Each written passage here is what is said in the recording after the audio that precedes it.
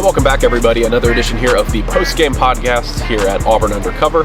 Nathan King, joined by Patrick Bingham here inside of Neville Arena, where Auburn basketball suffers their first loss of SEC play, going down 90-81 today against the number 6 Florida Gators. Patrick, you and I talked about it this week on the pregame blitz, that the ceiling of this Florida team, the potential of this Florida team, they've already absorbed 3 losses in SEC play, but they were all to good teams. It felt like this team really matched up well against Auburn.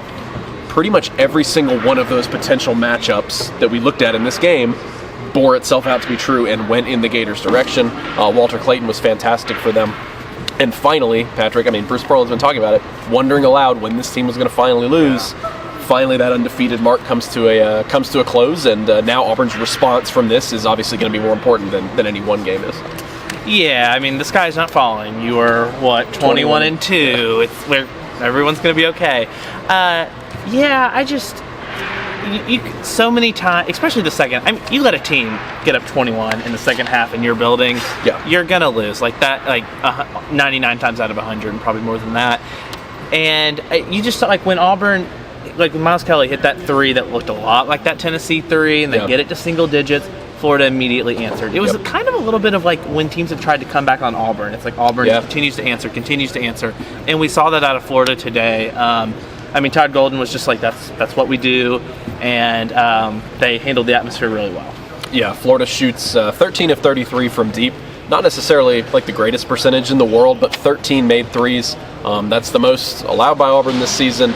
22 assists is the most allowed by Auburn this season. 90 points is the most allowed. Half the stats by Auburn this season. You could go down the line. It really started with Walter Clayton. Very early on in this game, it was clear he's got the juice today. 19 points, 4 of 8 from deep, 9 assists for him.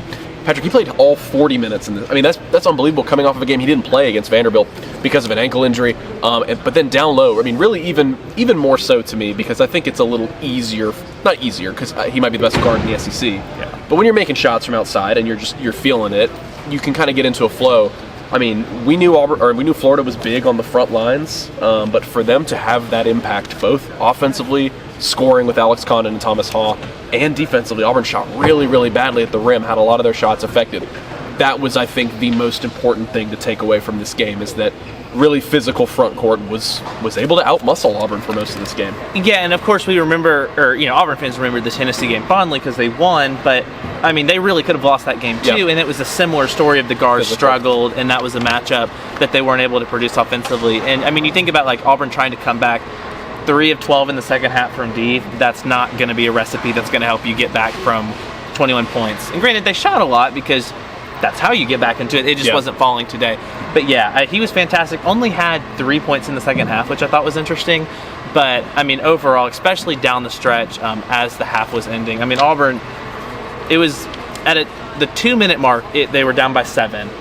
About 6 minutes into the second half, they're down by 21. That stretch in between going into halftime, coming out, the middle 8 of football that we talk about so much, they really struggled in that moment. Yeah, 33 for Condon and Thomas Haw for Florida, 33 points and 19 rebounds combined between those two guys. I don't have it in front of me. I had it on the stat broadcast, but Auburn shot at the rim in this game, when you combine their layups and their dunks, just a really, really bad percentage, less than 50%. Yeah. And that was almost in spite of, Chaney Johnson hit a ton of really tough shots. A lot of it was, those shots that Janai Broome is usually making at the basket were not there in this game.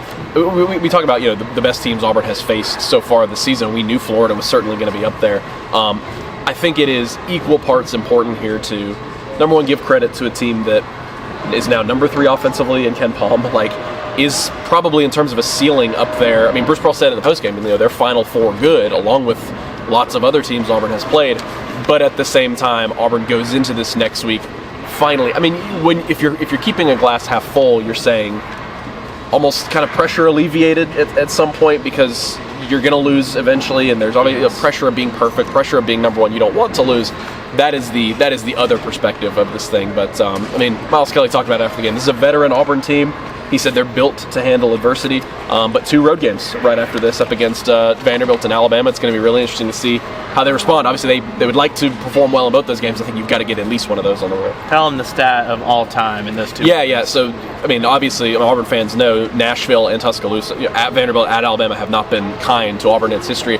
combined winning percentage in those two places at Vanderbilt, at Alabama, is only 26%. So in their history, they've only won 1 out of every 4 times they go to one of those places. Obviously, in the Bruce Pearl era, Vanderbilt number has risen. The Alabama number, and he's won more games there than probably any Auburn coach has. And obviously, Alabama, the SEC race now gets really interesting too, Patrick, because again, I've said this a few times. Alabama's got to be kicking themselves for losing at home to Ole Miss. Like, that was a game you shouldn't have lost.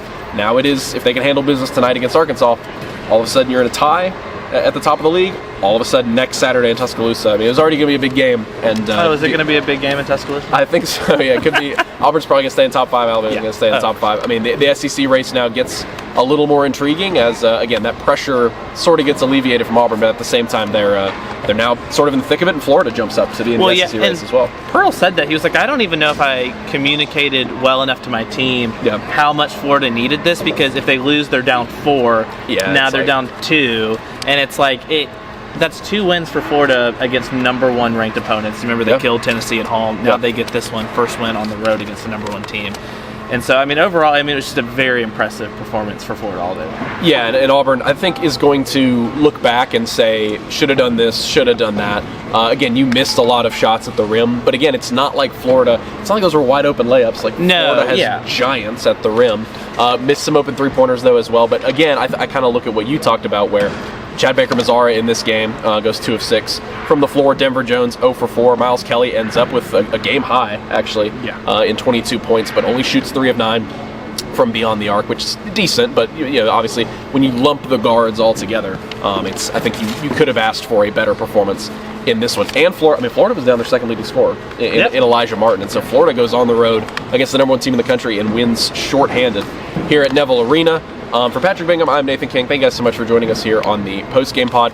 Like we said, 6 o'clock Central Time on Tuesday. So, I mean, again, it's a quick turnaround. They had this long Tuesday to Saturday before this game. Now you go right back on the road. A crucial stretch coming up these next couple games. And then 3 games at home after that. So, thank you guys so much for joining us. We appreciate you tuning in. 90-81, Auburn suffers its first SEC loss, ending a 14-game winning streak overall. We'll catch you guys over at auburnundercover.com. I tore my pants.